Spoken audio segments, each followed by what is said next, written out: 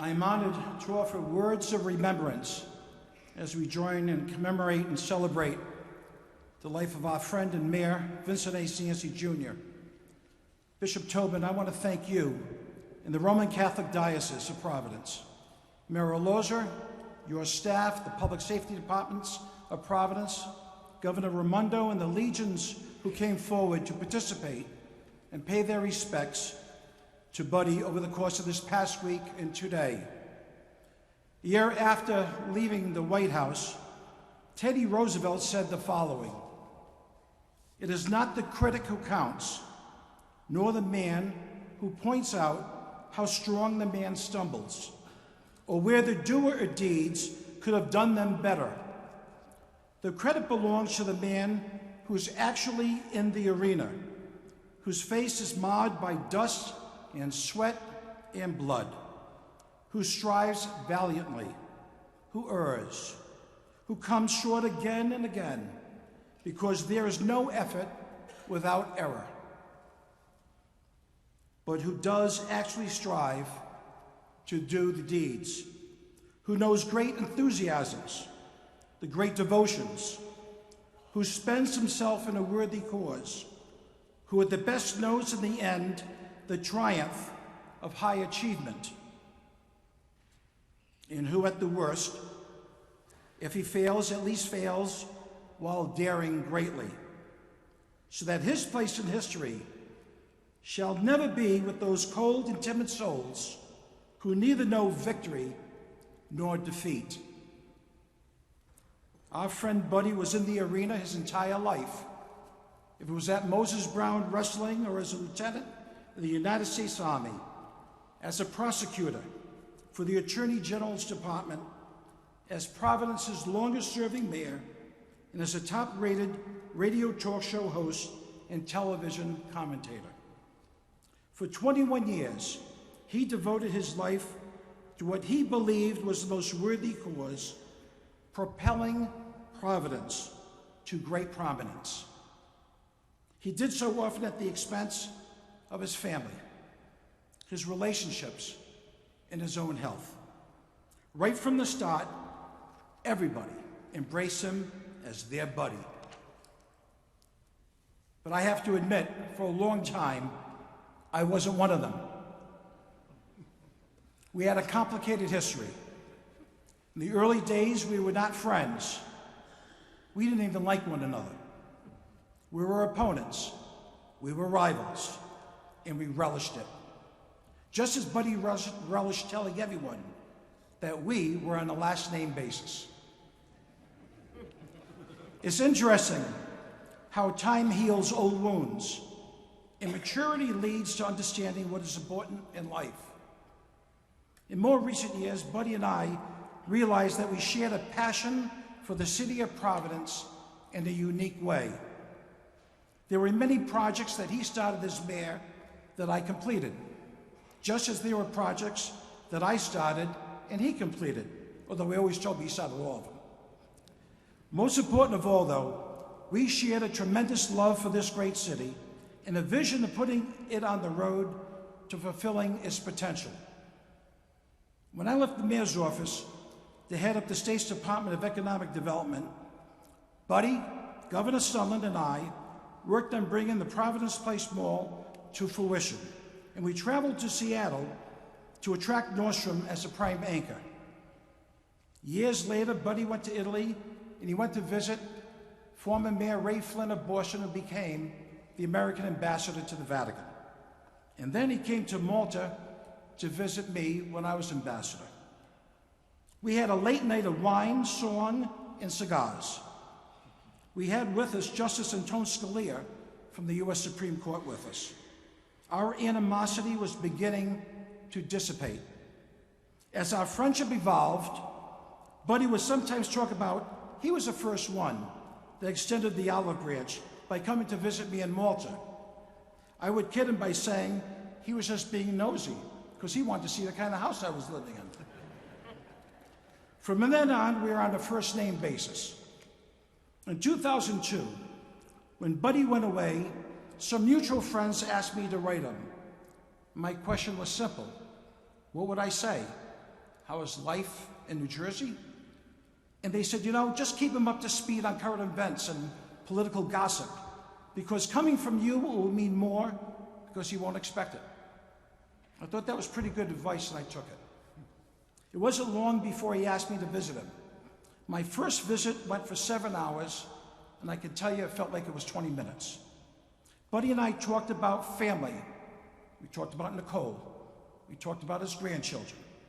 We talked about his faith and about the common friends and foes we had. And of course, we talked a lot about Providence. When I got to my car, I just sat there and I reflected on that visit. I thought to myself, this guy doesn't belong there. Such a waste of talent. There's a story that I need to tell that's classic Buddy. And it happened in 2007 when he came home.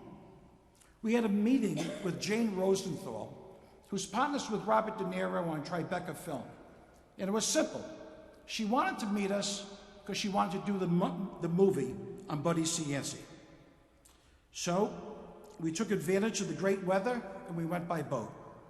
We were supposed to meet Jane for about a half an hour. Our meeting lasted for over 2 hours. When we left Jane, she told us she was on her way to Matt Lauer's summer home to attend his annual summer bash. Buddy magically whipped out a jar of his Mayor's marinara sauce, asked her to give it to Matt, whose career began at Channel 10 in Providence. A few hours later, my phone rang. It was Jane, saying that Matt wanted to talk to Buddy. Matt said he had 140 people in his backyard, and he wanted to make it 142. Well, we got there. Matt hugged and doted on Buddy all night. Meredith Vieira couldn't leave him alone and was hugging and kissing him. It reminded him that her brother and Buddy went to Moses Brown together. We then see this guy, John Bon Jovi. And Buddy says, Bon Jovi, I gave you the key to the city at Water Place Park when you came to the city of Providence a few years ago. And then we bumped into Bryant Gumbel. And Buddy reminded him that he spoke at the Providence College commencement and was awarded an honorary degree. And then we see the mayor of New York City, Mike Bloomberg. He's there with his girlfriend. She's about a foot taller than him. And I said to Buddy, gee, you know, she's much taller than him. And Buddy's answer was, typical Buddy, I really don't think, Joey, that she cares about his height.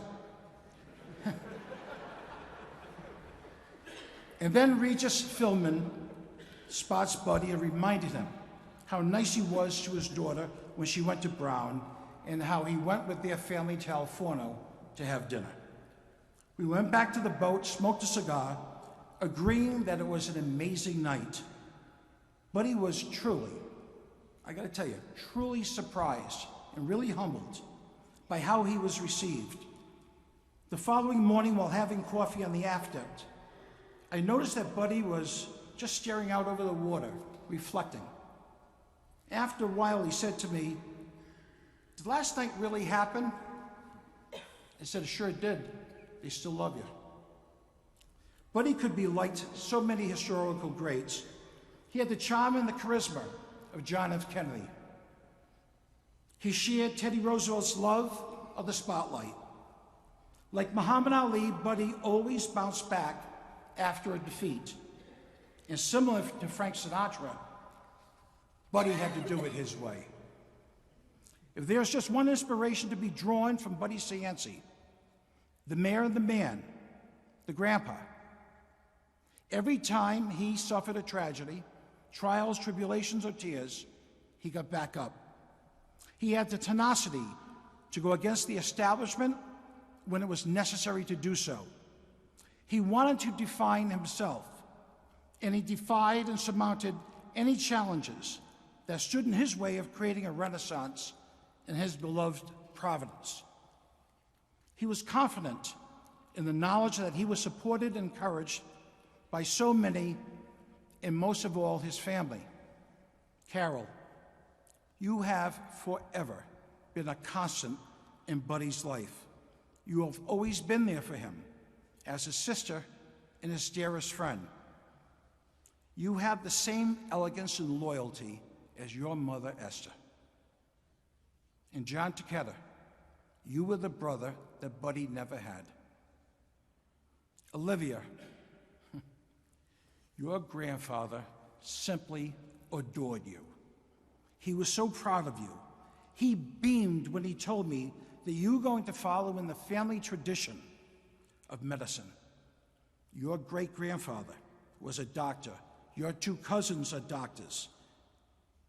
And now you are studying to be a nurse.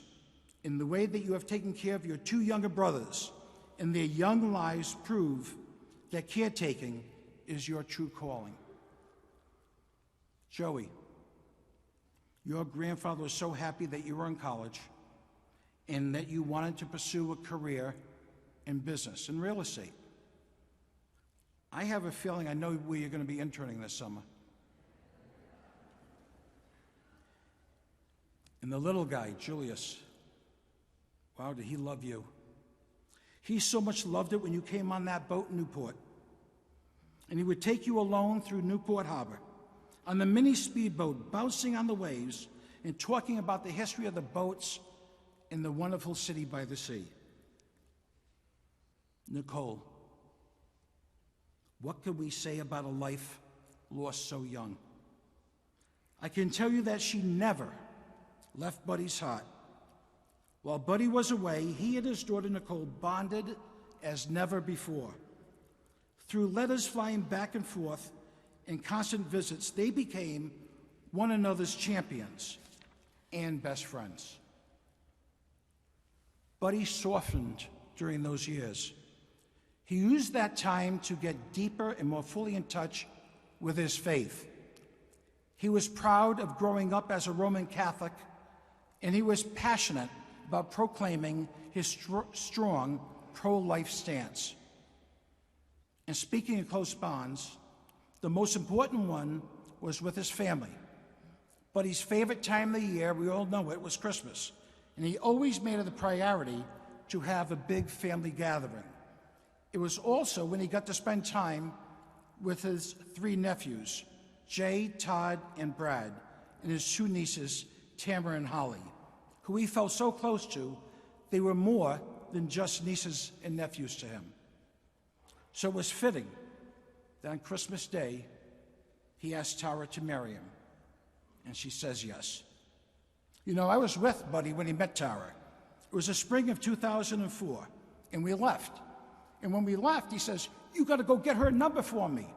I said, "I'm not getting her number. You go get the number." Well, a few days later, he calls me up. He said, "I got a number. I have a date. And Tara, you became the light of his life." He finally found somebody he could spend the rest of his days with. And I'm so sorry it was cut short. For close to 15 years, like many of you, I was with Buddy through many of his life-changing experiences, good and bad. I was with him when he broke down over Nicole's death and experienced the worst nightmare of all, a parent burying a child. I was there when the doctors told him he had cancer.